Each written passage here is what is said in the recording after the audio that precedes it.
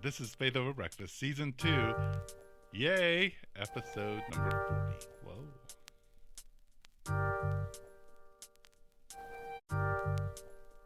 This is Faith Over Breakfast. My name's Eric. I'm across the way, I guess, or desk from Andy, who's the pastor desk of Mission Church, and I'm pastor of the Village Church. Both in Tucson, Arizona.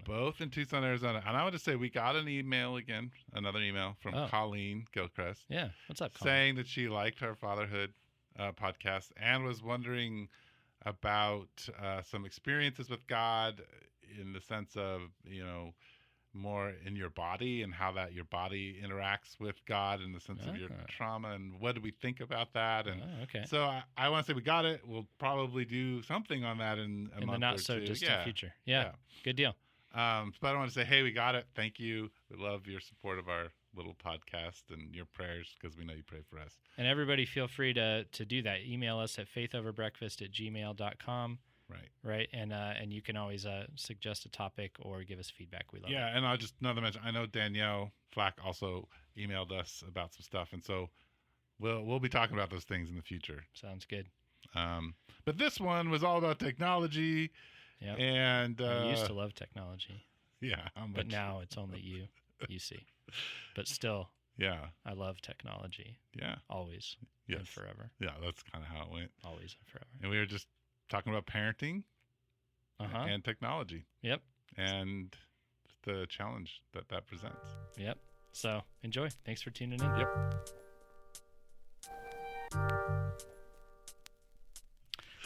Hey Eric, good morning. We should have had the record button hit because we just had it was a great conversation. It was a little there was tension. There's a little tension.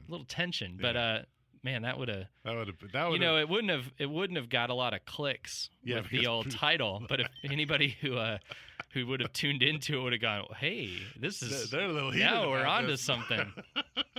So that's where we're coming from right now. Yeah, it was good. Here we are, and Eric, there was some possible. Oh, I threw out smartphones and technology. Yeah, you want to talk about a real, interesting thing. Well, yeah, I mean, it's a thing. It's going on. I mean, we're having the discussion in our home. We just watched. Abby showed us a movie or a show on Netflix that was like about creepy things, and the first show, and this is billed toward kids. Was about a smartphone that started controlling somebody's life. I was like, whoa, interesting. That's their flagship show is on that. The cell phone that controls your life, which it does. It totally does. Yeah. And then so I thought, whoa, that's just Netflix. And then I was curious how your family engages with your kids, but also with you and your family. I mean, this honestly, in our family, it's been a little sticky because the truth is, I think we all think we use our devices less than the other family members. Yes. That's how we all feel. So do you have iPhones? Yeah. So you can tell. We can. Yep. And I have. And you should check. And we have. And just, yeah. Yep. And, but it feels weird to be like, oh, look, fact check, look at my screen time versus yours. Yeah. And then there's the whole, I think for my wife and I, it's like for me, I feel like this, I'm probably wrong, but I feel like I'm also like looking up. Sometimes I'm listening to a relevant thing on podcasting, a podcast or something, and that feels like me. I spent the last 45 minutes just listening to the Bible on my phone. Sure. Right. So yeah. Is screen time as simple as just screen time, or it's like what type of content, and there it gets into all that sticky stuff, right? Yeah. So I took Facebook 2 days ago off of my phone. Yeah, the old delete the app. Yeah, I deleted the app and that was sort of one of the things that came out of vacation for me is I just don't want it anymore. Mm-hmm. If I need to check it, I can, get on my browser, computer and go check it. I don't use the app anyway, so I can't. Deleting the app wouldn't help me there. Yeah, well, I don't like all of the. There's enough. It's difficult on my iPhone to get to Facebook on a browser that I just don't bother. Right. Yeah, it's extra steps. So it's a deterrent. Yeah. And I would have gotten rid of Instagram, but my daughter and my wife love putting up their art, and I like to see friends. But I did go through and I started deleting Right. things that just were going to take me off in this direction or off in that direction. Sure. Friends who are posting stuff that I'm just like, I don't really want that on my phone. Name those friends. People I don't know anymore. Name those friends. I'm not going to name those friends. They're not anybody at the village, so don't worry about that. Good. You should take that would have been a anybody off terrible of the thing to village. do. Yeah, I took half the village off of Instagram. Yeah. I was just tired of it. And you're done. You're all I'm tired of you people. I have to talk to you people. Enough as it is. I don't want to see your lives. No. I enjoy that. So, and it's not, for me, Instagram is not a hole that you kind of just can go down. You just look at a few new pictures. You're like, oh, that's interesting. Off I go. I don't dive down the rabbit hole as much. But I would have gotten rid of it if that was the case. If my wife and my daughter were not posting their art. Sure. And my church. Yeah. Not posting pictures about what's happening in their life. So yeah, so I find the phone to be a place, particularly social media, though I don't do Twitter, but social media like Facebook, it's I hardly too much use for Facebook me anymore. And so I just took it off. But so my kids, like Elliot's not allowed to play computer games except for the weekends. He hasn't really actually played that much in the summer. He does he's kind of single-minded, so he is so into magic. I suspect he does 6 hours of magic a day. Mm-hmm. So he will watch YouTube videos and then practice and practice and practice. Yeah. So he's not allowed on YouTube outside of those things. Right. He's not allowed to actually go searching on the internet without my permission. Yeah. And I check on that relatively often. My daughter, who's almost 17, she doesn't have a Facebook page. She doesn't want Facebook. She doesn't use Snapchat. She doesn't use any of those kinds. She does a ton of art on her stuff, and she plays some video games. But so we have limited kind of stuff. Most of the time we watch movies together. Yeah. Ashton sometimes watches movies by herself. Elliot rarely will watch a movie without us. He'd rather do it socially. So yeah, the electronics are not as, I think TV and shows like Netflix and Hulu and the can grab you and pull you into the binge watching thing. So yeah, I resisted Netflix for the longest time. It's new in our house, and I would we would have the same discussion. It would be, something like, you don't have to watch it, and I'd go, no, I'm saying I am the problem I'm talking about here. Like, I will watch it if I love, or I don't love, but I easily get sucked in. And so I could just keep clicking episodes, and it's going to be my kind of thing. It's, there's various, I actually like documentaries and stuff like that. Sure. Which have their place, and I really enjoy that, but I don't want to be sucked into the TV all the time. I want to be, if there's any discussion my family's having, it's about my available time. So why would I spend my available time now in front of a screen? Yeah. And so we have it. I haven't gotten as sucked in lately, but I feel like my family has the tendency I have, right? Right. And it's had its good point. Sure, it's nice to have easily accessible stuff, but then when you have easily accessible stuff that could kill you, it's is that really good? Right. Yeah, I'm torn on it. There've been some shows I've enjoyed, but I'm like,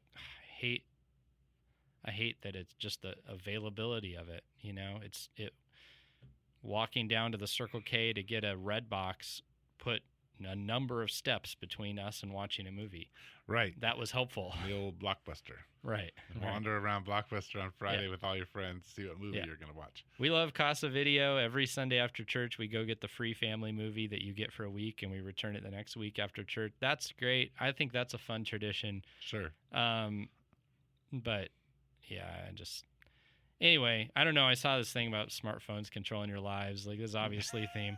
So, there's us and our stuff. We with Abby, we recently, she could not control her YouTube usage. It became evident. We got her a tablet for Christmas. In our home, this is new. She used to have an iPhone at her other home that is now out of the picture. Thankfully, I don't think that was good at all. No. I would agree with you. Yeah. And just for so many reasons, Yes. But the tablet, we were like, okay, it's a Wi-Fi only, so you can touch base with some friends. You get 2 hours max on a weekend day, 1 hour max on a school day, we said. But then we realized like she would like watch a ton of YouTube and then explain it as if it hadn't been much. And it's like, is that a lie, or is that what I do when I also feel like I want to justify the amount of time I spent on whatever platform? Right. And it's hard to know. Somewhere in the middle of that, like, did she lose track, or does she just like it so much that she wants to paint it as if it wasn't a big deal? So we took YouTube and made it a kid's account, and she only can follow a couple of accounts that we were like, that's okay to watch, and so that's all she can do at the moment from her tablet. Well, I was on a date with a double date with some people, and the husband was saying that they have done some studies with YouTube where if you sit and you just click next, that eventually you will end up on child porn. Yeah, every single time. Yeah, it would not surprise me. It doesn't. Some kind of pseudo child pornography, or at least when you hit the comments, you're definitely going to be there. Mm-hmm. We definitely observed that she accidentally stumbled into some things that weren't as terrible as it could have been, but where you went, right? No, not in my house. So here's the thing that I have learned about dealing with any of these things in a family. Yeah.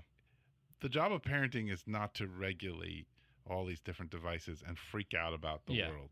The thing is that you have to have a really strong family ethic. Yeah. As last week we talked about axioms, beginning points. Yeah. If your whole family buys into those and feels that that's the ethic and mission of your family, then certainly, even though it might be a struggle and you want to do something, you understand that not to do those things fits into the value system of which you want to be part of. So it's not just saying, here are a bunch of rules, this is what our family does, but like you want your kids to feel like, and it to be true, that you're part of something bigger than just the rules of the family, mom and dad, the small traditions, that you're in a big mission with Jesus, and that part of not being part of these things, or even how you watch them, has got to be kingdom oriented. And if you can't have that, it's really difficult for your children to understand why you're not doing it. Right. We've talked a lot about it I'm just going to say, like, I don't feel like we are like overtly mapped out that way. Like, our family is not like, we don't have like, here's our mission statement. And it can be or even subtle. Like, I mean, it's subtle, sort of, but we haven't worked it out as well as probably as you have, or as we should. But we've tended to be more reactionary. Like, oh my gosh, you just watched a lot of YouTube, and then there are various speeches that come from us where we've heard like, Pastor, you're definitely speech oriented. Sure. I mean, my wife and I think, are both speech oriented in this. Like, we have like all of our information that we bring to bear on the situation. Like, here's why there's an article, it's damaging to the brain. Do you want to have a damaged brain, kid? Not like that, but it, sure. we end up, instead of hey, this isn't who we are. It's more of a, this happened. What does this mean? And we're kind of making it up on the fly, which is hard. I think it's made it hard. Yeah. I assume we're not alone. I'm pretty sure you're not, and nobody does it perfect. Thank goodness. But I think I think a lot of times, though, the mistake we fall into as parents is that we want to make the rules, and we want to kind of convince our kids through the speeches, and instead of trying to live out the ethic, invite the kids into the ethic, realize it's a long thing, and the speeches are part of the ethic, but if they're not, Well, I think the trouble that we have, and so I'm just going to be the one that identifies with all the other, sinners, right? No, is it's obvious to to my daughter that we, are spending a lot of time. She doesn't know what it's on. She's like, I see, like, you read in the morning, Dad, but then you're also checking stuff on your phone. What's that about? And then I'm delineating between, I'm going, well, sweetie, I've got to answer email X and Y and so on.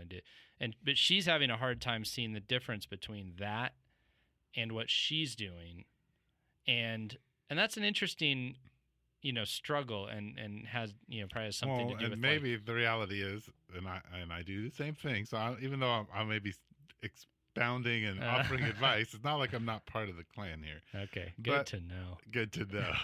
I'm just feeling real alone. I can see that. I'll just jump in the pool with you. Thank goodness. Like, you don't need to do those things in the morning. Right.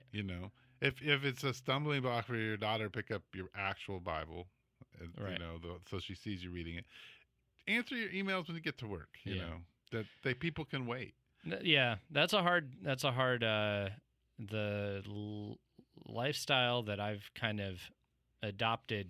There are not hard as I'm working on this, but like the lines aren't as hard between even in the middle of my day. It's like question, like, was that work right there? Like, was that 15 minutes talking to random person X that wasn't about church or business? Was I working? Because I was out at a coffee shop and somebody stopped by and said hi. Or and when have I, like, it doesn't feel very clock in and out. Sure. To me, it's but for sure, like, there are. Right, but when you go home and your daughter's around, you're clocked out. Right. Most of the time, unless it's a emergency, right. Someone's leg got chopped off and they're bleeding. Which and rabid wolves. Particularly evenings these days, I've done really well at just the phone is just in the room. Yeah, it's just gone. But not always. Yeah. Yeah. No, electronics are a hard thing, and they kind of tap into the parenting thing. Yeah. Yeah, my daughter's taken on the role of being the new moral police woman. Oh, that's good. Where she's she's like always on my wife and I, like, what are you doing on your phone right now? Oh, awesome. Hey. So some accountability. Yeah, so that's been interesting. Oh my goodness. Right. Yeah.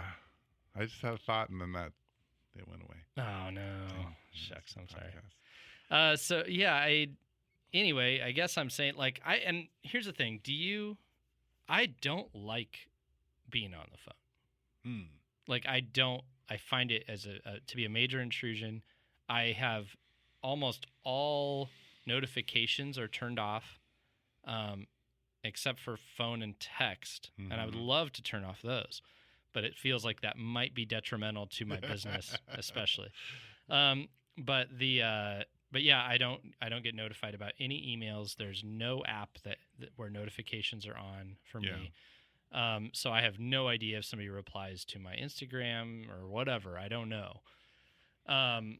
And unless I go in and look, So my personal relationship is like torn with these devices where I actually get, during certain times I'm like, I don't want to get a phone call, or I don't want to get like group texts drive me nuts. Like, I know that they need to happen. I do participate in them.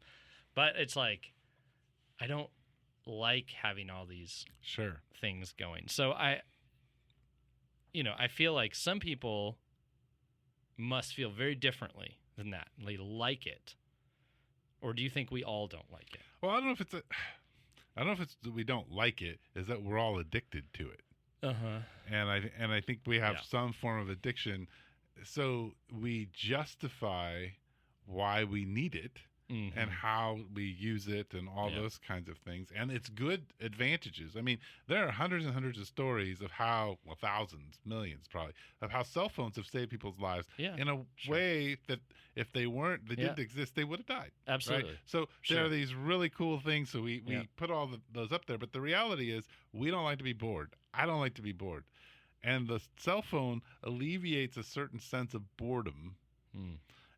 But while it's doing that, I would argue, and I think the science is behind it, is that it kills a lot of creativity. Because creativity comes out of boredom. It does. And if you're not bored, you're not creating. Yeah. Right? And the thing is, if you are truly creative, and people who are like more geared that way know that there's an anxiety to create. You don't just like, I'm going to form this thing. You have, especially when you're forming something new, you have a little bit of anxiety headed into it, depending on the challenges it's going to present you, and you think you can actually make what you want to make. Right. Well, the phone alleviates the anxiety because you don't have to do it because you're not bored, so you're not going to be creative. Right. And so in some ways it inhibits that. Now, someone would argue, well, yeah, there are creative things that happen in technology, and I agree with that. Sure.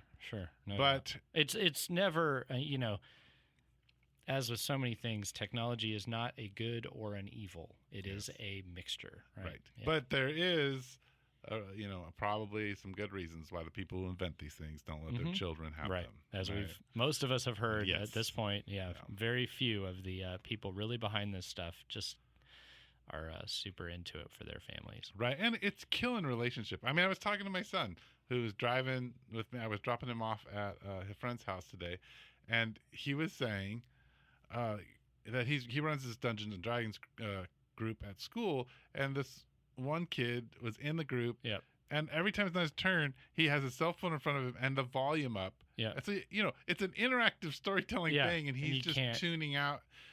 Well, this is pretty typical. I see people with their phones.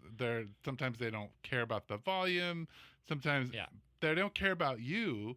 I mean, it was interesting to see how hard it was for my community during Lent a few years ago when we were like, we're actually banning cell phones for Lent. So you put the cell phone out in your car. Right. We're not going to like police you, but we're asking you not to have your cell phone out during church. And bring a regular, book Bible or borrow one of the Bibles. Yeah. Because we want to kind of kill some of this so that we can engage a little more. So yeah, I agree. I don't know. I don't know what we can do. It's a storm. Yeah, no, for sure. It's we've had a couple friends of Abby's over, and it's been very surprising to me that they have their phones. And there have been several times where for long period this was like a choice between technologies, but Abby was excited because we've been watching Father Brown's as a family from time to time. And so her friend, she was like, hey, she was excited to have her friend watch Father Brown with all of us. And I actually was like, that's kind of cool. Yeah. And the friend was in there for a little bit, left the room, never came back, and just sat somewhere else on her phone. She couldn't handle Father Brown with us. She went and got on her phone. And I'm like, part of me is like, what? I'm just going, how did you get trained that was a good way to, and I'm like, what do I do? Go in there and go, hey, kid, get off your phone and come hang out with us, or you can't stay at our house. Or but it's like somebody else should have taught you that. Right. And it's just confusing to me, and you could tell Abby was a little disappointed. We talked about it later. We're like, sweetie, here's why we're not, giving you a phone, because your friend wasn't trying to be mean. Father Brown moves slow. Yes. You have to think about what's happening in it, and she couldn't do that. She had to go get instant something. And to do that, she had to break relationship with all of us. She couldn't just sit with us. And this was between two alternate technologies. Imagine we'd asked her to take a walk around the neighborhood. Oh, goodness. Yeah, that would have been wild. You're starting to sound like an old man. I feel like an old man. Well, hey, but I'm part of the problem. I'm not. Let's. I mean, maybe I know our time is shorter than usual, but the shift is that the people that the church longs to have in it is Abby and her older siblings, right? Right. And people who are super into technology. And they're all very interactive. Yeah. They want to interact with their technology. Yeah. I was reading an article about Gen Z and how the popularity of choose your own adventure shows, and so where you can choose how you want to follow the endings and different things like that, and how they're increasing it, but it's still pretty expensive because you got to do all these different kind of movie endings and movie whatever spy. I don't know how it works, but anyway, but the church itself, how are we going to begin to engage these people who want to have an impact, but not they want to be able to say, hey, I'd like to see this change, and it changes. They want to be interacting with it in the moment. Well, and And- here's the truth. We're podcasting. Why? Most of our people listen to us on their smartphone while they're doing something else. Yes. So instead of doing just one thing, they've got us in their ear while they're going out on a peaceful morning jog or Right. something like that, right? And so here we are, Right.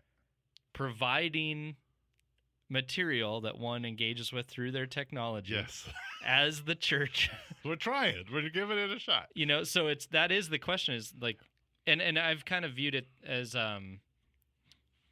okay, so it's like the idea of being all things to all people or something to that effect. Like, people are in the digital space. Yes, they are in the So digital if space. we as Christians don't engage in the digital space, we're not where people are and where they're getting information. So in my view, we have to be there. Yes. And then, Yes. but we can't worship there. We can't, or it can't be like, it can't consume us. So it's a very difficult line to toe, I would assume. Like, we need to be there, but be there with a little less devotion to the digital space. Does that sound right? I don't know. I agree. And yeah, I suspect, 20 years from now, we'll come to church in many churches, and there's going to be a whole virtual section, like of sure. people who put on the thing, and there'll be virtual churches, no building, no nothing. You just put on your thing, you walk in, and you're talking, engaging. And so you go to church without going anywhere. Yes. Right. And I know that was a joke recently. I saw, a whole little YouTube bit because I watched it on YouTube. But isn't that the satellite church idea was Yes. the step toward that, Yes. where you can go to a church without going to the big one, and then I think that's the logical next step. Which I hate, and maybe it's because I'm an old person, but I really do think the physical, tangible presence is important. But obviously, it can't always be that way. Yeah. I don't know. This scary. factors back to our thing we talked about people not going to church as much, and I think there are a couple of reasons for it. One is, there's the reasons we talked about before, but another is this idea, like, I can always listen to what happened there. Yeah. I don't need to be there. Yeah, definitely. And I also think something will be profoundly lost. I think there's going to be an uprising. I think there already is an uprising against it.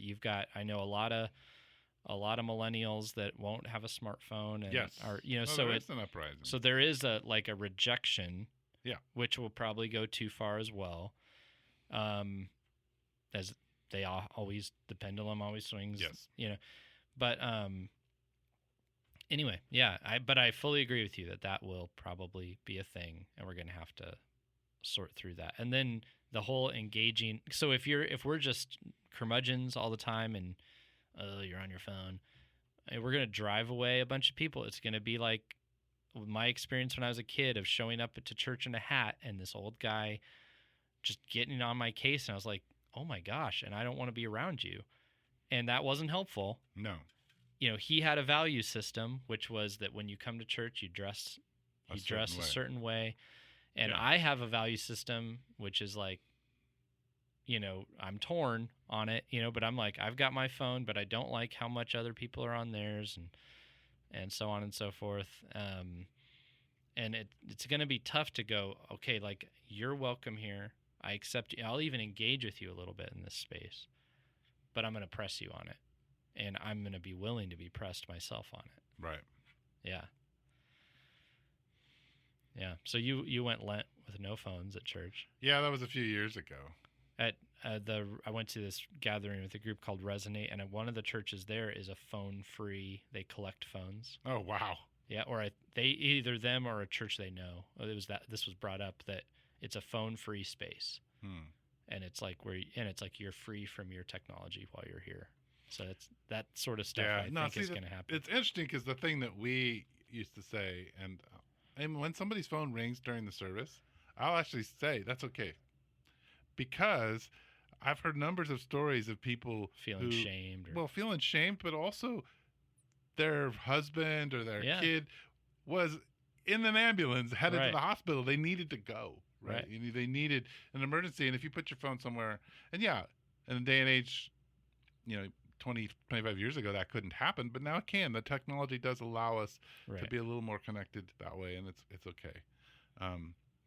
But yeah, it's just I grew up in a family. So maybe I don't know if we want to end, but I'll just say my experience with technology A few minutes here. is that up till 5, I'd never seen a television, nor had I really had candy.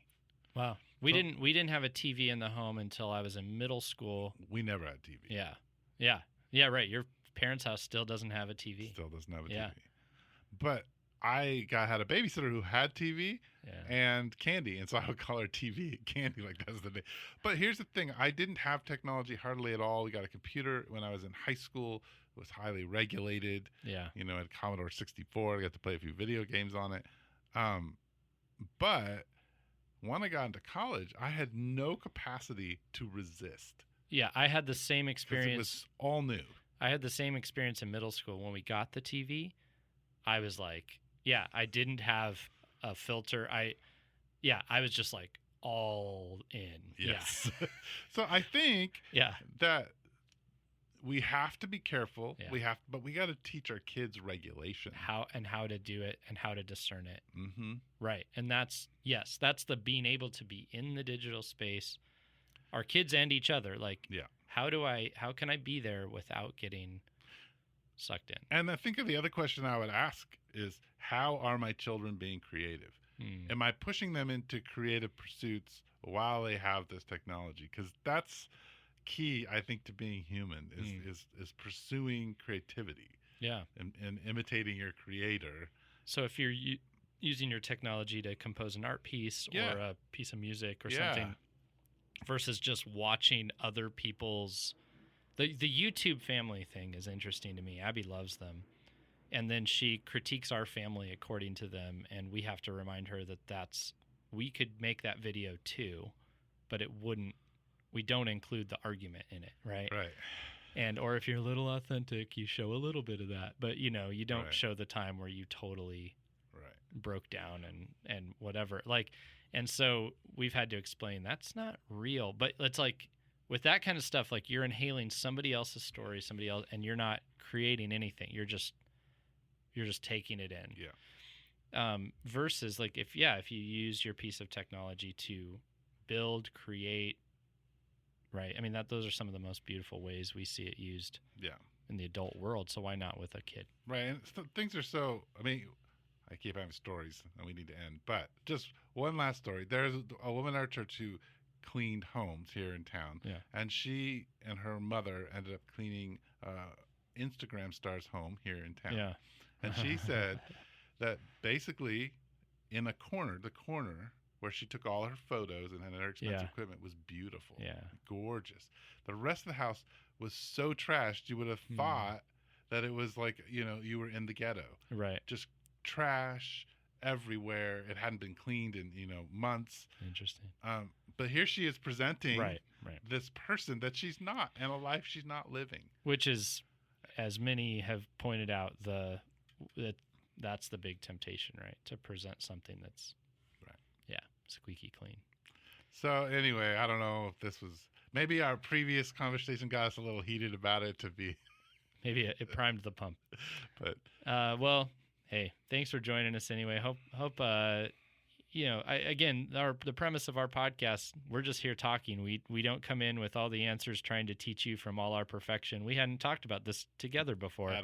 At all. So I hope that even just hearing our meandering thoughts and us trying to figure this out, a couple pastors having a conversation, was helpful to you. So anyway, hey, give us a like out there. And if you want to rate us, spend some more time on technology, apparently that helps us out. So we do appreciate, though, when we get that kind of feedback. So please do that. Thanks for listening. All right. So